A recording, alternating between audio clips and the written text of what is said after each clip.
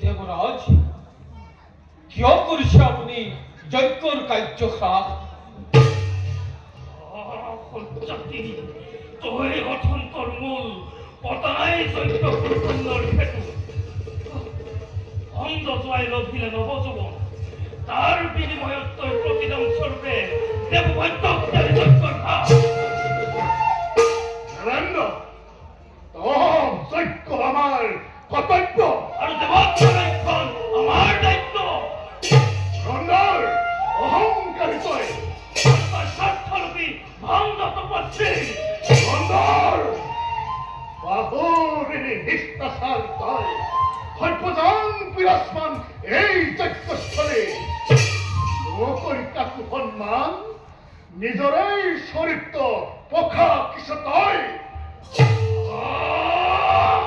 বৈদ্য বৈদ্য দিয় পাঠদান এই দেৱপুৰন্দৰক অৰ্য পানী মই এই বজ্ৰেৰে তোৰ ধ্বংস কৰিম স্বৰ্ণ তই এই ভেগু নন্দন নিশি নেকি তই সবলৰ তপ আমি আজি তই এটি সবলৰ তোমাদল দেখিবি সচক্ষে সবলৰ তপবল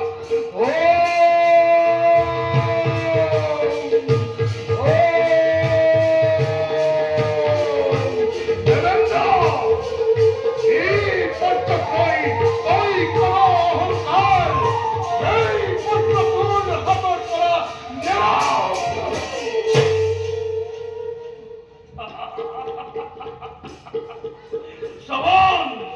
ব্যৰ্থ হ'ব তোৰ ভাৱ দধিচি ৰক্তিৰে নিৰ্বিচাৰি পাত্ৰ চলে মোৰ নিৰ্দেশ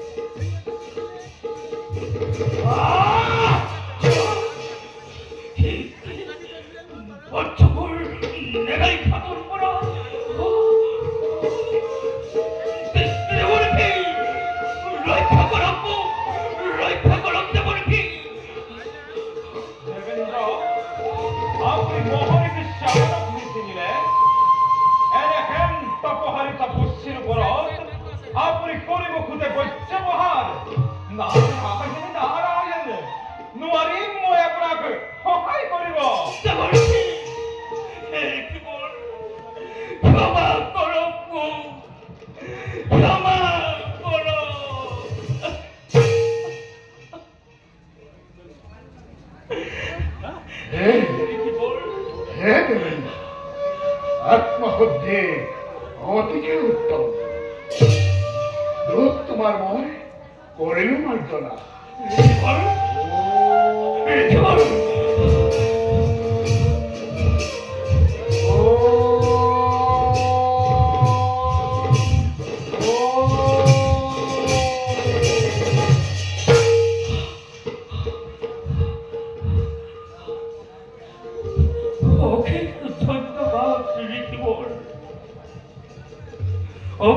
ধন্যবাদ প্ৰণাম আপনাৰ অশ্বিনী কুমাৰ আমি নিমিত্তহে মাথো সকলো প্ৰভু ভগবন্তৰ কৃপা হে অশ্বিনী বৈদ্য বুলি আপোনালোকক কেতিয়াও নকৰো বিৰস্তাৰ আছে আপোনালোকৰো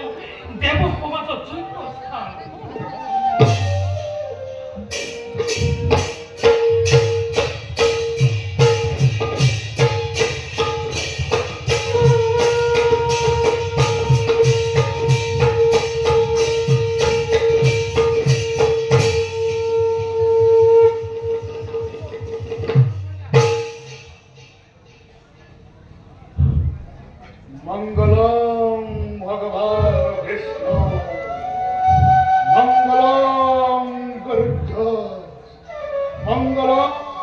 মঙ্গলিক কার্য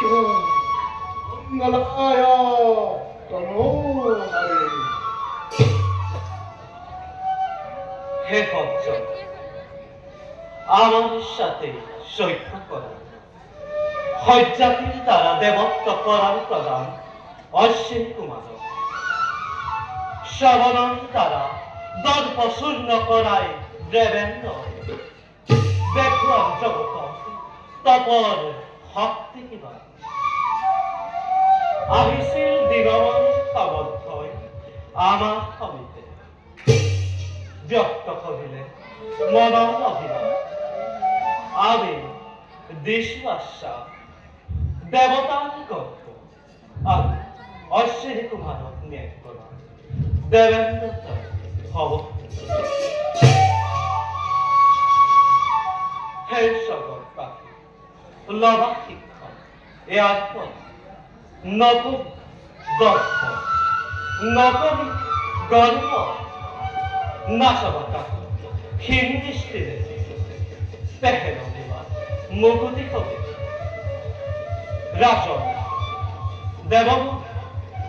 নিজ নিজ কর্তব্য তোমা হবে করাগর পারে আমি নিজ কর্তব্য